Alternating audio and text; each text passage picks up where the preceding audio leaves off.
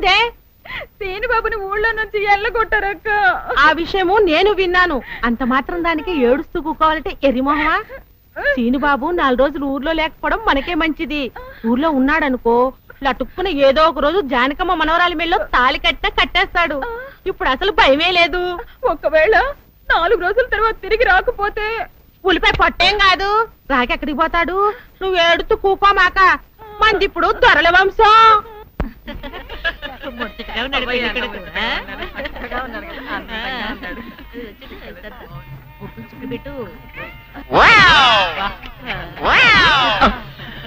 ఇదేమిటి?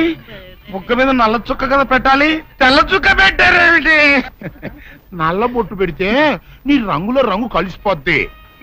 నువ్వు పొగ్గుకుంటావు కదా, అందుకే నేనే తెల్ల చుక్క పెట్టమన్నా. డాడీ, అందరికి కాఫీ టిఫిన్ అవి అందేలేదు చూడు. అదేమిట్రా, కళ్యాణ మంటపం ఇంకా రెడీ కాలేదు?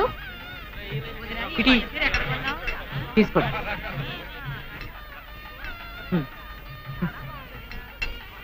ఎంతైనా జానకమ్మే దగ్గరుండి అన్ని పనులు స్వయంగా చూసుకుంటది. మరి నన్ను ఏం చేయమంటారు చెప్పండి? నాదేమో ఆర్థికులని కొంపైపోయింది. మన ఇంట్లో పనులు మనం చేసుకుంటే తప్పే ఉందండి. ఏంటో ఆ సీనుబాబు గుళ్ళో గొడవ చేయకుండా ఉంటే ఈ ముహూర్తానికి మా పిల్ల పెళ్లి కూడా అయిండేది. ఈ ముహూర్తానికి ఎందుకులేండి, మాది అసలే దొరల వంశం. పొట్లకేం కాదు. అమ్మా సుందరి, అమ్మా సుందరి. ఏంటమ్మా ఏమైంది? ఏమోనండి, ఉన్నట్టుండి కళ్ళు తిరిగి పడిపోయింది. సుందరి రండి రండి, పాపం ఉన్నట్టుండి పిల్ల కింద పడిపోయిందండి. మీరు చూడండి.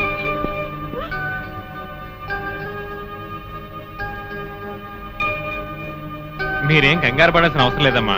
అమ్మాయి నెల తప్పింది. నెల తప్పడం ఏమిటండి? మీరేదో పొరపాటు పడి ఉంటారు. సరిగా చూడండి. పొరపాటు ఏం లేదమ్మా, అమ్మాయి గర్భవతి, 3వ నెల. అదెట్టా కుదురుతుంది డాక్టర్ గారు? ఆ సీనుగాడు పాప ఈ పిల్లని బలత్కారం చేసి 1 వారం రోజులు కూడా కాలేదు, అప్పుడే 3వ నెల అంట వస్తే. అది డాక్టర్ గారిని అడగాల్సిన ప్రశ్న కాదండి, అమ్మాయిని అడగాల్సిన ప్రశ్న. ఏమే సుకుమారి, ఏంటిదంతా? నాకేం తెలీదు. తెలీదు. మీరెవరు నాకు కందులు పెట్టినట్టే నేను మీకు రహస్యం చెప్తా. సుందరి కడుపులో ఉన్న బిడ్డకు తండ్రి నేనే. ఏంట్రా నువ్వు చెప్పేది? ఆపండి, ఇదంతా అబద్ధం. వీళ్ళు చెప్పేదంతా పచ్చి అబద్ధం. నాకెవరితోనూ సంబంధం లేదు. నేను కన్న పిల్లనే. ఊరుకోవే. ఆ వేరేతోనే మనోడు నిన్ను బలాత్కారం చేసిన తర్వాత కూడా నువ్వు కన్నెపిల్లవు ఎలా అవుతావు?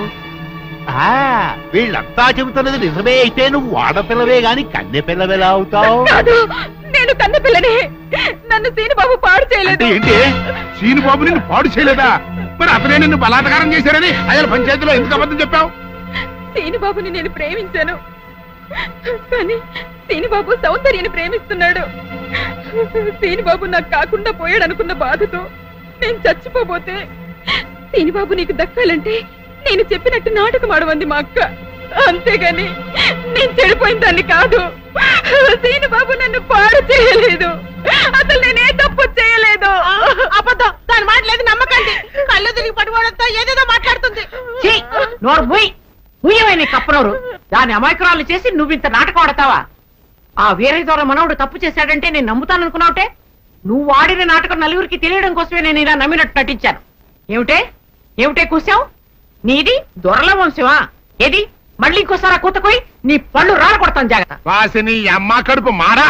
నువ్వు చెప్పిన మాటలన్నీ నిజమని నమ్మి బంగారు లాంటి కుర్రోణ్ణి అనరాని మాటలన్నీ అన్నాను కదంటే, మచ్చలేని నా పంచాయతీ ప్రెసిడెంట్ పోస్ట్ లో తప్పుడు తీర్మానం చేశాను కదంటే, అయితే ఇప్పుడు అందరి ముందు సరైన తీర్మానం చెబుతున్నాను.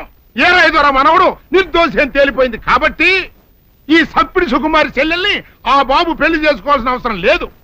అంతేకాదు, ఈ సప్పిడి సుకుమారి తను చేసిన తప్పుకి ఈ గ్రామ పంచాయతీకి 10,000 రూపాయల జరిమానా కట్టాల్సిందే. అమ్మ జానకమ్మ, నీ మూలంగా నేను చేసిన తప్పు దిద్దుకునే అవకాశం కలిగిందమ్మా. నీ మేలు మర్చిపోలేను. సుందరి,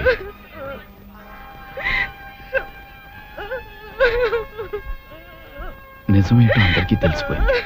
ఇంకా ఎందుకు బాధపడ